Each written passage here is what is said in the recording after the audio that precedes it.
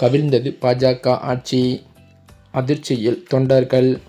அதிமுகவை படுபாதாளத்தில் தள்ளிய மோடி. நடைபெறவுள்ள தமிழ்நாடு சட்டசபை தேர்தலில் வெற்றி பெறுவது தற்போதைய சூழலில் கடினமான ஒன்று என்பது களத்தில் வேலை பார்க்கும் எங்களுக்கு நல்லாவே தெரியும்.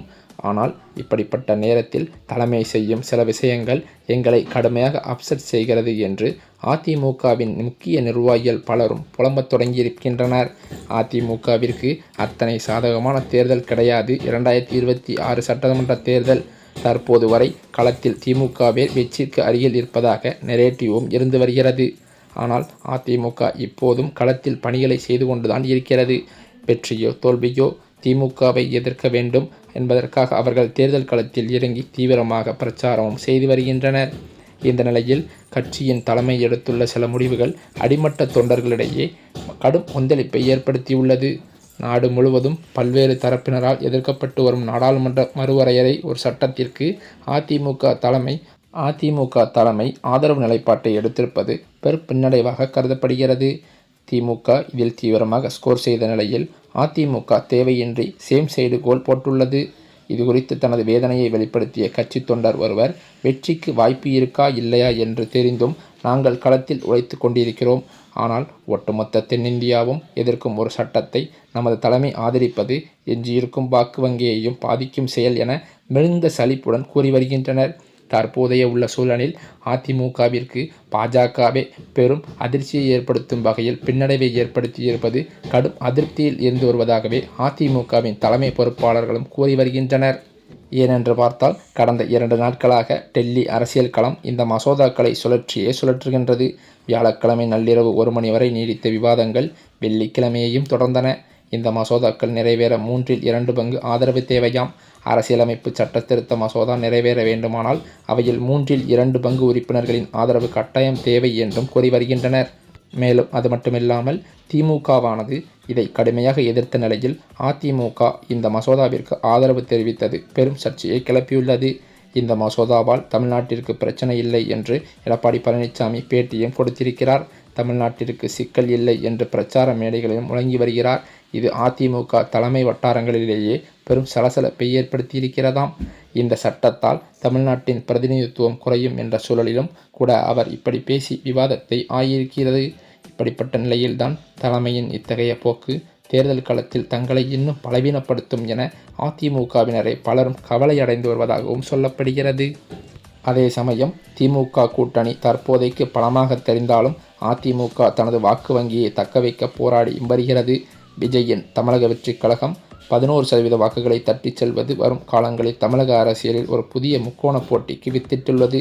5%க்கும் குறைவான இடைவெளி கொண்ட அந்த 21 தொகுதிகள் தான் 2026 கேம் சேஞ்சராகவும் பார்க்கப்படும் என்றும் தமிழக அரசியல் வட்டாரத்தில் தகவல்களும் தெரிவிக்கின்றன. இந்த சூழ்நிலையில்தான் ஆளுங்கட்சியான திமுகவாக இருக்கட்டும் அல்லது பிரதான எதிர்க்கட்சியான அதிமுகவாக இருக்கட்டும், இரு தரப்பினருக்கும் தற்போது இருக்கும் ஒரே மறைமுக நோக்கம் நடிகர் விஜயின் அரசியல் எழுச்சியை தடுப்பதாகவே இருக்கிறது. பல தகாப்தங்களை தங்களுக்குள் அதிகாரத்தை பகிர்ந்து கொண்டவர்கள் ஒரு 3வது நபர் உள்ளே நுழைந்து அந்த சமநிலையை குலைப்பதை விரும்பவில்லை. இதனால்தான் கொள்கை ரீதியாக முரண்பாடுகள் கட்சிகள் கூட விஜயை விமர்சிப்பதில் மட்டும் ஒரே நேர்கோட்டில் பயணிப்பதை காண முடிகிறது. மேலும் அது மட்டுமில்லாமல் திமுகவானது இதை கடுமையாக எதிர்த்த நிலையில் அதிமுக இந்த மசோதாவிற்கு ஆதரவு தெரிவித்தது பெரும் சர்ச்சையை கிளப்பியுள்ளது. இந்த மசோதாவால் தமிழ்நாட்டிற்கு பிரச்சனை இல்லை என்று எடப்பாடி பழனிசாமி பேட்டியும் கொடுத்திருக்கிறார். தமிழ்நாட்டிற்கு சிக்கல் இல்லை என்று பிரச்சார மேடைகளிலும் முழங்கி வருகிறார். இது அதிமுக தலைமை வட்டாரங்களிலேயே பெரும் சலசலப்பை ஏற்படுத்தியிருக்கிறதாம். இந்த சட்டத்தால் தமிழ்நாட்டின் பிரதிநிதித்துவம் குறையும் என்ற சூழலிலும் கூட அவர் இப்படி பேசி விவாதத்தை ஆகியிருக்கிறது. இப்படிப்பட்ட நிலையில்தான் தலைமையின் இத்தகைய போக்கு தேர்தல் களத்தில் தங்களை இன்னும் பலவீனப்படுத்தும் என அதிமுகவினரை பலரும் கவலையடைந்து வருவதாகவும் சொல்லப்படுகிறது. அதே சமயம் திமுக கூட்டணி தற்போதைக்கு பலமாக தெரிந்தாலும் அதிமுக தனது வாக்கு வங்கியை தக்க வைக்க போராடி வருகிறது. விஜயின் தமிழக வெற்றிக் கழகம் 11% வாக்குகளை தட்டிச் செல்வது வரும் காலங்களில் தமிழக அரசியலில் ஒரு புதிய முக்கோண போட்டிக்கு வித்திட்டுள்ளது. 5%க்கும் குறைவான இடைவெளி கொண்ட அந்த 21 தொகுதிகள் தான் 2026 கேம் சேஞ்சராகவும் பார்க்கப்படும் என்றும் தமிழக அரசியல் வட்டாரத்தில் தகவல்களும் தெரிவிக்கின்றன.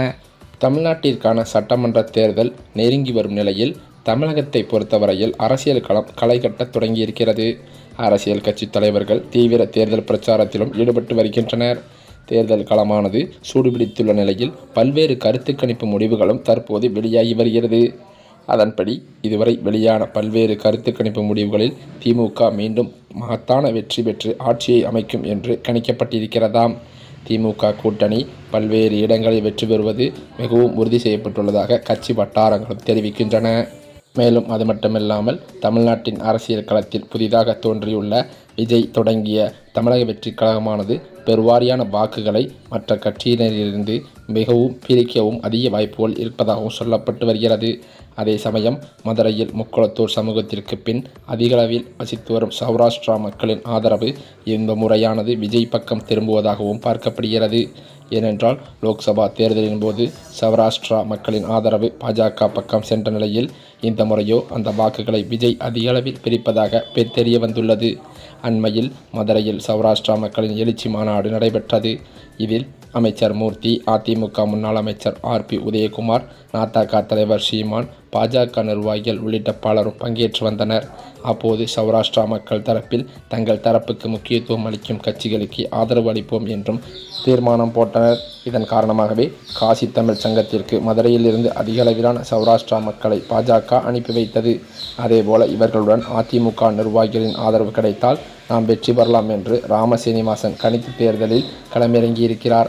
ஆனால் மதுரை தெற்கு தொகுதியில் ராமசீனிவாசனுக்கு தவேக மற்றும் நாம் தமிழர் ஆகிய இரு கட்சிகளும் மிகப்பெரிய பிரச்சனையை உருவாக்கியிருக்கிறதாம்.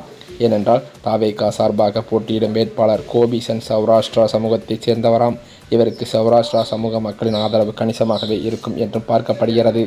ஆனால் ராமசீனிவாசன் தெலுங்கு ரெட்டியார் சமூகத்தைச் சேர்ந்தவர் என்பதால் அவருக்கு தேர்தலில் வாக்கு விகிதத்தை குறைப்பதற்கு அதிக வாய்ப்புகள் இருப்பதாகவும் சொல்லப்படுகிறது. இந்த சூழ்நிலையில்தான் நடிகர் விஜய் எடுக்கும் முடிவே தமிழகத்தின் அடுத்த முதலமைச்சர் யார் என்பதை தீர்மானிக்கும் காரணியாகவும் இருக்கப்படுகிறது. தவேக பெற்றுள்ள 55 இடங்கள் என்பது ஆட்சியை தீர்மானிக்கும் கிங் மேக்கர் அந்தஸ்தை அவருக்கு வழங்குவதாகவும் சொல்லப்பட்டு வருகிறது. இதன் மட்டுமல்லாமல் அந்த அதிமுகவிற்கோ அல்லது திமுகவிற்கோ ஆதரவு அளித்தால் மட்டுமே ஒரு நிலையான ஆட்சி அமைய முடியும். ஒருவேளை விஜய் எந்த கட்சிக்கும் ஆதரவு அளிக்காமல் நடுநிலை வகிக்க முடிவு செய்தால் தமிழகத்தில் மீண்டும் ஒரு பொதுத் தேர்தலை சந்திக்க வேண்டிய கட்டாயத்திற்கு தமிழகம் தள்ளப்படும் என்றும் சொல்லப்படுகிறது. இதெல்லாம் ஒருபுறம் இருக்க, தற்போதுள்ள சூழலில் அதிமுகவை படுபாதளத்தில் தள்ளும் அளவிற்கு தேசிய ஜனநாயக கூட்டணியின் தலைமையிலிருந்து பல்வேறு அதிரடி திருப்பங்கள் நடந்து வருகிறது. இது எடப்பாடியை கடும் அப்செட்டில் ஆழ்த்தியுள்ளதாம். இந்த சூழ்நிலையில்தான் தற்போது தமிழக வெற்றி கழகத்திற்கு தேர்தல் ஆணையம் ஒதுக்கிய விசில் சின்னத்தை தடை செய்வதற்கு நீதிமன்றத்திலிருந்து அதிரடியாக தீர்ப்பு ஒன்று வழங்கப்பட உள்ளதாக அதிர்ச்சி தகவல்கள் பரவி வருகிறது.